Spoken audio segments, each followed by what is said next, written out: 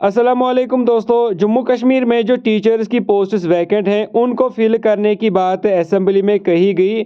जब education minister Sakina इतू से इन posts के बारे में पूछा गया तो इन्होंने रिप्लाई में क्या कुछ कहा वो आप इस वीडियो में ज़रूर सुने और इसके अलावा वीडियो को आप लाइक भी करें, चैनल को सब्सक्राइब करने के साथ साथ बेल आइकन भी ज़रूर प्रेस करें। तो पहले आप इनकी ये बात सुने। सर, एक जो ऑनरेबल मेंबर साहब ने सवाल पूछा था कि वैकेंसीज के बारे में, उसके बारे में हमने जवाब दे दिया है, लेकिन इसके अलावा जो 140 जो हैं वो सीआरसीज के ज़रिए जो हैं उनको लिया गया है ताकि जो टीचिंग सब्जेक्ट्स वहाँ पे होते हैं उनको पढ़ाया जाए। उसके बावजूद जो है डिपार्टमेंटल प्रमोशन के ज़रिए भी जो है उसमें भी लेक्चरर्स जो है 10+2 की डेफिशिएंसी जो है उसको पूरा किया जा सकता है।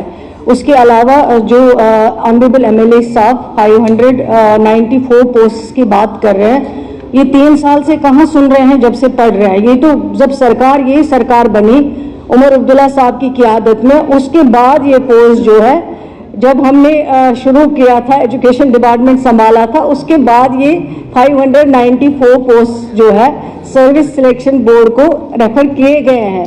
तो ये कह रहे हैं 3 साल से मैं यही सुन रहा हूँ। अगर ये डेट भी देखें जब ये आर्डर इशू किया गया, जब उन पोस्ट को रेफर किया गया है, वो बखूबी इनके पास होगा।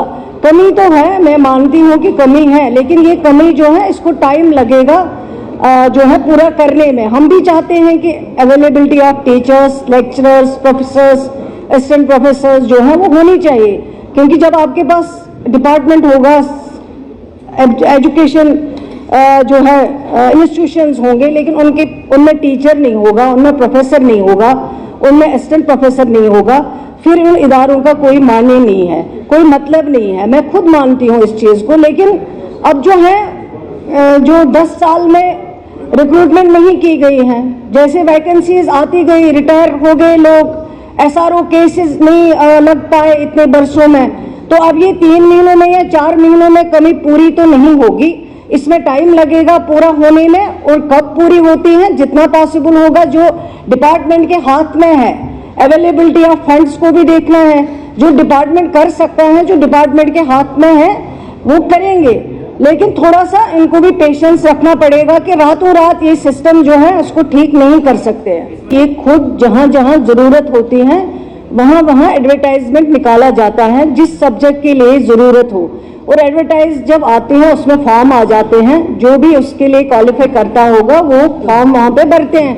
फॉर्म भरने के बाद जो भी वहाँ पे कमेटी होती है, सिलेक्शन कमेटी, उनको जो भी लगता है उस एडवर्टाइजमेंट के दौरान उनको लिया जाता है उसमें। लेकिन अब 15 साल या 8 साल या 1 साल के लिए जो वहाँ डिसाइड करते हैं कि कितने देर में इनको रखना है, और जब री एडवर्टाइज हो जाता है, जो टाइम दिया जाता है इसमें, जब री एडवर्टाइजमेंट हो जाता है 1 साल के बाद या 2 साल के बाद, उनको भी उसमें मौका दिया जाता है ताकि वो फिर से अप्लाई करें।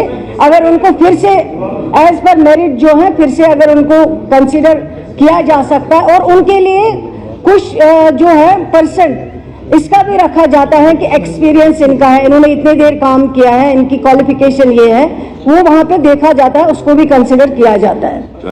10,757 एमटीएस की वैकेंसीज, 19,214 के करीब नॉन गजेटेड वैकेंसीज और 2,503 के करीब गजेटेड वैकेंसीज। ये वैकेंसीज हैं जिन वैकेंसीज को फिलअप करने की बात जम्मू कश्मीर की सरकार ने की है, और जम्मू कश्मीर की सरकार ने कहा है ये तमाम वैकेंसीज अलग अलग डिपार्टमेंट्स में हमने आइडेंटिफाई की हैं, और आइडेंटिफाई करने के बाद अब इन्हें एसएसआरबी और Jammu Kashmir public service commission को रेफर करना बाकी है। एक बार जब cadre schedule J&K engineering gazetted और सबऑर्डिनेट सर्विसेज का फाइनलाइज होता है, बाकी वैकेंसीज भी रेफर की जाएंगी रिक्रूटिंग एजेंसीज को प्रायोरिटी बेसिस पर। अब ये तो आपने बात सुनी कि वैकेंसीज़ हैं जम्मू कश्मीर सरकार के पास अलग अलग डिपार्टमेंट्स में, जहां पर अगर हम क्लास 4th की बात करें तो तकरीबन 10,000 के करीब क्लास 4th यानी एमटीएस की वैकेंसीज़ हैं। इसी तरह नॉन गैजेटेड और गैजेटेड वैकेंसीज़ हैं अलग अलग डिपार्टमेंट्स में, चाहे फिर हम एजुकेशन डिपार्टमेंट की बात करें, health and medical education department की बात करें, या फिर बाकी जितने भी डिपार्टमेंट्स हैं।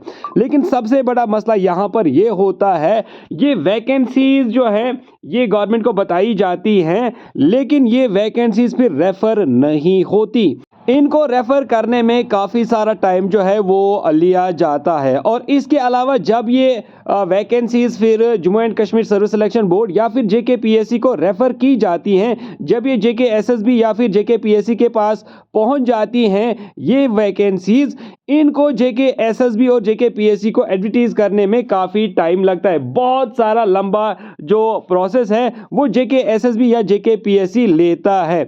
और ये भी देखा गया है, अगर आपने सुना होगा कि तकरीबन कई हज़ार पोस्ट जो है वो ऑलरेडी जेकेएसएसबी को रेफर की जा चुकी हैं, लेकिन अभी भी तकरीबन जेकेएसएसबी की अगर हम बात करें तो तकरीबन 3000 के आसपास अभी भी वैकेंसीज हैं जो पहले ही रेफर की जा चुके हैं, लेकिन अभी तक उनको एडवर्टाइज नहीं किया जाता। तो यहाँ पर ये माना जाता है कि ये जो हमारी रिक्रूटमेंट एजेंसीज हैं ये काफ़ी सारा टाइम लेती हैं पोस्ट्स को एडवर्टाइज करने में। और उसके बाद दूसरा प्रोसेस जो इनका फिर एडवर्टाइजमेंट करने के बाद उनका जो सिलेक्शन प्रोसेस है, एग्ज़ाम प्रोसेस है, ये भी काफ़ी सारा लंबा चलता है। और जब तक नई पोस्ट्स को रेफर किया जाएगा तब तक हमारे बहुत सारे हजारों की तादाद में नौजवान जो हैं वो ऑलरेडी ओवर एज जो है वो क्रॉस कर चुके होंगे। यानी बहुत सारे ऐसे हमारे नौजवान होंगे जो नेक्स्ट यानी आने वाली वैकेंसीज में